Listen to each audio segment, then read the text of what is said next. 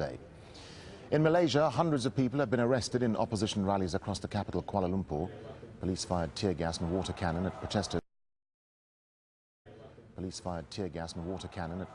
Calling for electoral reforms. Authorities had declared the rallies illegal and sealed off parts of the city in advance to try to deter demonstrators. And South Sudan has been celebrating its newfound independence. The country officially came into being on Saturday with a flag-raising ceremony in the capital, Juba. Thousands attended the event, along with a host of foreign dignitaries, including the president of Northern Sudan, Omar al-Bashir. A nation is born. The symbol of its sovereignty and identity flies for the first time. The scene in South Sudan is nothing less than electric. Hundreds of thousands of people converge on Juba, the world's newest capital city. They celebrate their long-awaited independence, marked by 2 civil wars over 5 decades and countless lives lost. What was Africa's largest nation is now split into 2. Dignitaries from around the world attend the midday ceremony, including the leader of Sudan, Omar al-Bashir. His government was the first to recognize the new state and its new president, Salva Kiir. As the President of the Republic of South Sudan, I shall be faithful and bear true allegiance to the Republic of South Sudan.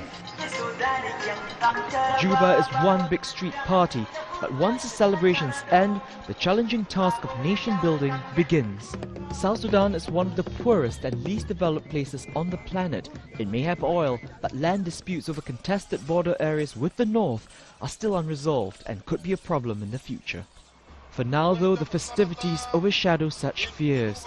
And South Sudan eagerly awaits its recognition by the United Nations as the 193rd country in the world. Now, let's move on to another big story today. Southern Sudan is about to break away from the rest of Sudan and become the world's newest country. And that's hit the front page of the Catholic paper La Croix, hasn't it? Yes, this is fascinating, actually, the article in here. They look at the challenges facing South Sudan as it is set to become the world's newest independent state tomorrow. Of course, those challenges are huge. They basically have to create an infrastructure and an economy from scratch, the paper says, as most of the people there are subsistence farmers now. But they take a general look at the new countries that have been created since the fall of the USSR in 1989. Hopefully we can take a look at this rather interesting map they've done which picks them all out, and they look into the traps that possible new states could fall into. So it's difficult for them to build institutions where there was nothing before, so they may well fall into the trap of authoritarian rule, the paper says. Their example is Eritrea, which was celebrated as a triumph of democracy when it was founded 20 years ago, when it became independent from Ethiopia, but it's now ruled by an authoritarian dictator and there's no parliament. They might also fall into the trap, La Croix says, of being riven by ethnic conflict. They look at Kosovo. There's towns in Kosovo which have 2 mayors and 2 local governments, one loyal to the Kosovan state and the other loyal to Serbia.